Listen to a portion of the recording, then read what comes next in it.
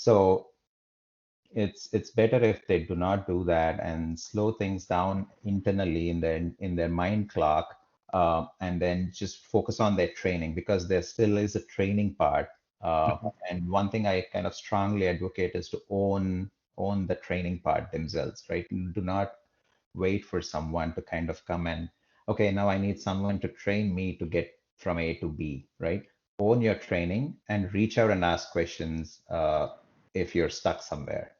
So coming in, if a STEM graduate has that attitude, I think, within the first 6 months to 1 year, he'll probably pick up a lot of pieces.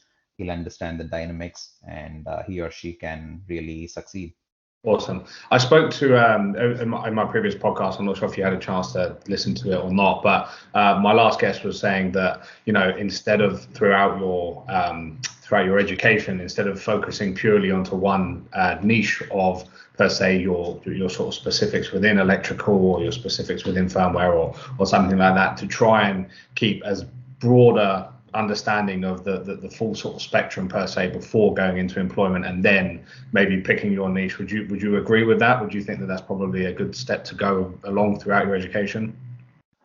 Yeah, that's correct. So if you're already in school and looking for a career outside, even in the STEM, in the semiconductor industry, uh, I think my advice would be to focus on the basics, the fundamentals. You'd be surprised, Jordan, but the fundamentals do keep coming back a lot in the industry. It can be physics, it can be chemistry, but if you start there and build a problem up, you can see that the problem solving becomes pretty easier.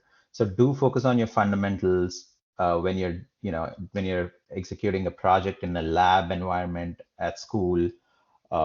Collaborating with your teammates and understanding exactly the part you're supposed to do and how the entire thing comes together is very important. So I would say fundamentals. At the same time, pick up soft skills probably. When I say soft skills, I kind of have two. I would, put soft skills as two things, even though one of them is technical. So, have develop proper uh, communication skills. I think that's very important. By communication skills, I mean, kind of uh, speaking and writing with clarity, right? That's very important in the industry. And also polish the art of storytelling. That's probably, even if not when you're beginning off in the industry, it would definitely take you places, mid-career or even as you advance. I think the art of storytelling is very important and kind of very underrated. The second one that I was like listing it as a soft skill, but still it's technical, is I think it's related to a skill that you can acquire, which is I would call it data mining. Um, there's a huge field out there, data science, right? But a lot of names, whatever you call it, it's coming down to analytics. You can be a physicist at school, but there's nothing wrong in adding Python or SQL to your resume, right? And the perfect time to do that is when you're in college, right? Uh, just do a course. Every university has workshops. Attend some workshops.